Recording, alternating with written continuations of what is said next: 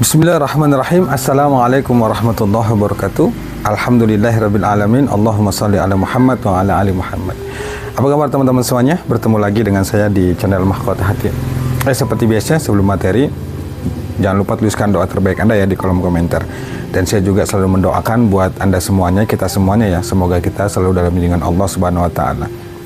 Buat kamu juga, Anda semuanya dimanapun berada, saya doakan semoga hidupnya dimuliakan Allah, rezekinya dimudahkan, urusannya dilancarkan, dan yang paling penting, yang saat ini lagi dikejar-kejar hutang, saya doain semoga hutangnya cepat lunas. Yang penting banyak berdoa teman-teman semuanya. Temui Allah, minta kepada Allah, dan pasrahkan semuanya pada Allah. Insya Allah keajaiban itu nyata dan ada, benar-benar ada teman-teman. Jadi kamu jangan berpikir apa iya ya hutangku bisa lunas, dari mana jalannya. Jangan berpikir seperti itu teman-teman. Yang penting lakukan saja, minta saja kepada Allah, perbaikin ibadah, perbaiki diri. Insya Allah nanti Allah akan yang memberikan jalan atas masalah yang kita hadapin. Ya baik teman-teman semuanya, hari ini lagi-lagi saya ingin bahas masalah hutang. Salah satu tujuan orang itu ya ketika dia sedang terlilit hutang itu adalah ingin segera keluar dari jeratan hutang. Makanya banyak sekali cara-cara yang dilakukan agar hutangnya cepat selesai. Ada dengan cara-cara menggunakan yang nggak benar itu maksudnya beberapa hari yang lalu itu ada yang sempat WA ke saya, dia ditawarin gitu oleh temannya untuk melakukan ya pesugihan lah gitu, saking nggak tahannya dengan masalah yang dihadapin, dikejar-kejar hutang. Saya katakan jangan, hati-hati, itu sangat berbahaya. Ada juga orang sampai tertipu lah, banyak hal lah. Intinya gini, ketika seseorang itu ingin keluar dari hutang itu, kadang-kadang kalau iman kita nggak kuat itu, cara-cara itu bener-bener bisa menjebak diri kita. Itu tadi salah satunya dengan pesugihan. Banyak contoh-contoh, kalau Anda bisa lihat di YouTube itu, mereka yang melakukan pesugihan itu hidupnya hancur. Jangan teman-teman semuanya. Intinya teman-teman semuanya, kalau kita ingin benar-benar segera hutang lunas, itu pertama harus tobat ke Allah. Akui sejujur-jujurnya di hadapan Allah itu semuanya itu karena dosa dan kesalahan kita.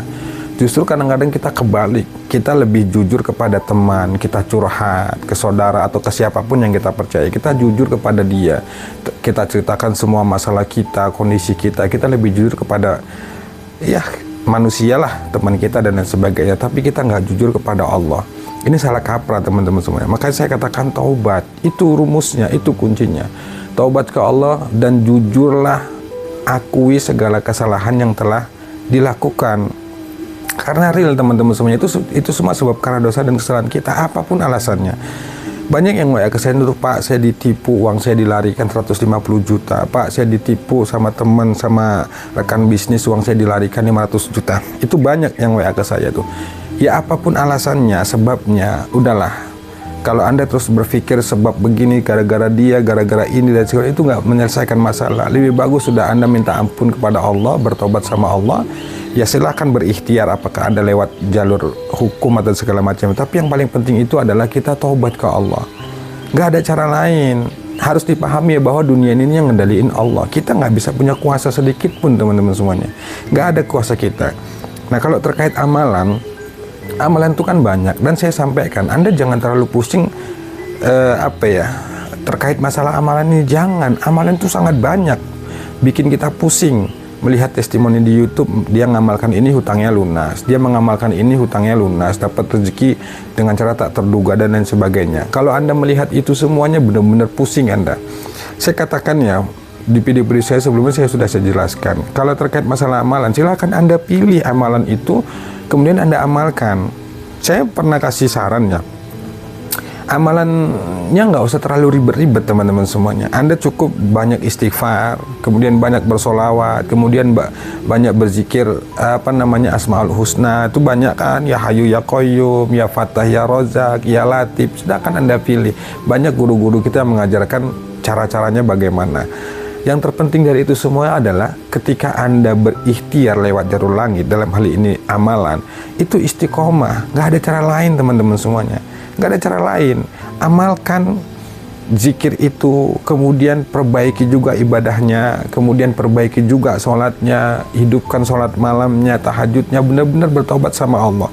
jaga pikiran, perbaiki pola pikirnya, mindsetnya bagaimana, jauhi semua hal-hal yang dilarang sama Allah. Hanya itu.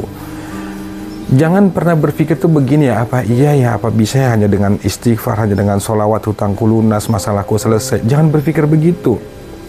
Allah punya banyak cara untuk menolong kita, teman-teman semuanya.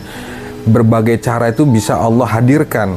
Saya selalu bilang bahwa ketika kita melibatkan Allah di setiap urusan dunia kita, apapun masalah kita, kalau kita melibatkan Allah, maka insya Allah Allah akan menggerakkan seluruh alam semesta ini untuk menolong kita. Dari berbagai cara, dari berbagai arah, kita nggak ngerti caranya seperti apa. Lewat teman kah, lewat saudara kah, dengan cara yang ajaib kah, dengan cara tak terduga kah, kita nggak tahu seperti apa. Karena Allah itu kuasa, benar-benar Dia itu punya banyak cara banget untuk menolong kita. Tapi yang jelas gini teman-teman semuanya, harus dipahami ya bahwa Allah itu lebih mengerti tentang kondisi hidup kita. Rasa yang kita rasakan Allah tahu, yang kita pikirkan Allah tahu, yang kita inginkan Allah itu tahu. Jadi saya katakan adalah jangan sibuk cari-cari amalan lagi, sudah amalkan yang sudah Anda amalkan selama ini. Apakah mendapatkan ijazah amalan dari guru ataukah Anda ikut kelas online, amalkan itu. Istiqomahkan itu, nggak ada cara lain. Kalau Anda bekerja, misalnya berdagang, nggak berbisnis, ya sudah. Waktunya bekerja, waktunya cari duit, waktunya jualan. Tetap lakukan ikhtiar dunia itu. Tapi yang paling prioritas itu adalah perbaikin kualitas ibadah kita kepada Allah Subhanahu wa Ta'ala. Dan satu lagi teman-teman semuanya, ketika kita melakukan ikhtiar jalur langit, fokusnya itu jangan pada hasil, jangan pada keajaiban. Apapun yang sedang kita ikhtiarkan, jangan fokusnya pada hasil, jangan fokusnya pada keajaiban, jangan. Nikmatin saja. Kalau kita beramal, beribadah, tujuannya hanya untuk dapat keajaiban, makanya jadinya pusing sendiri, stres sendiri. Kenapa? Karena itu wilayahnya Allah. Itu urusan Allah, masalah hasil, keajaiban, jalannya dari mana, itu urusan Allah, nggak urusan kita.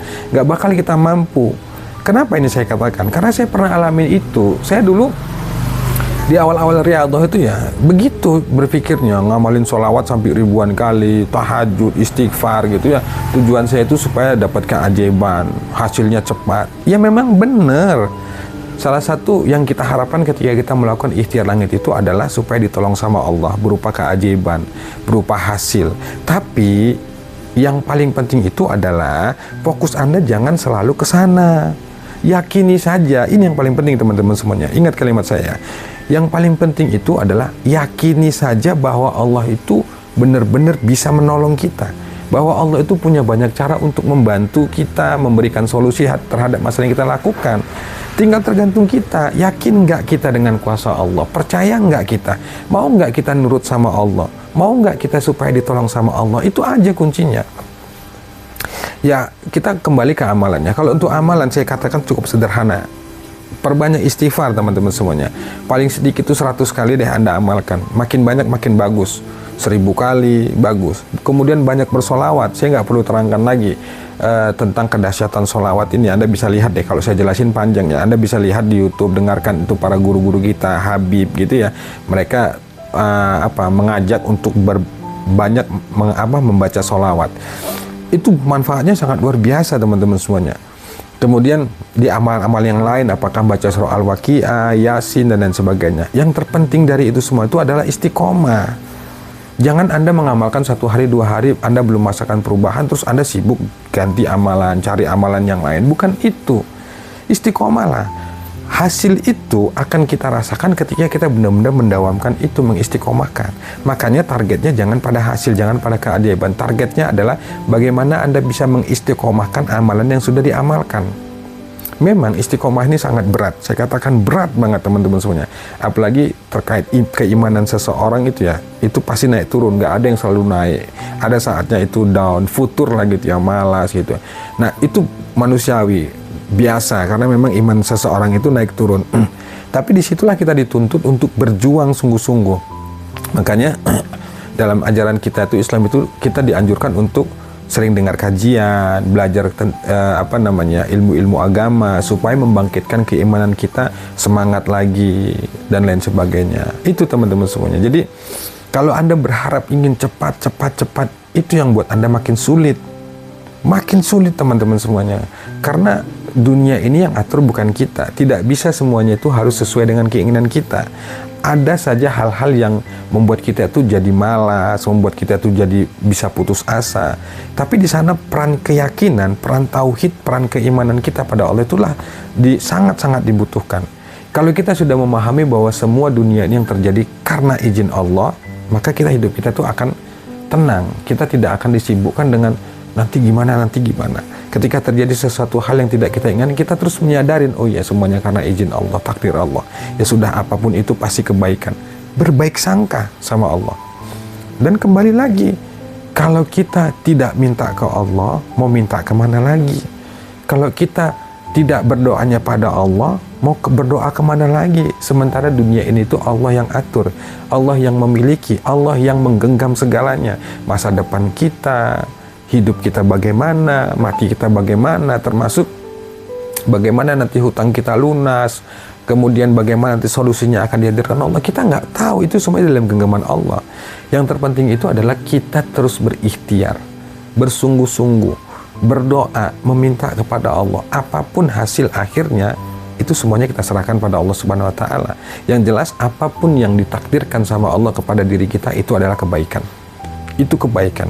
Mungkin hari ini Anda dikejar-kejar hutang, hidup Anda sulit, Anda merasa ini nggak enak, Anda merasa ini hukuman. Belum tentu teman-teman semuanya.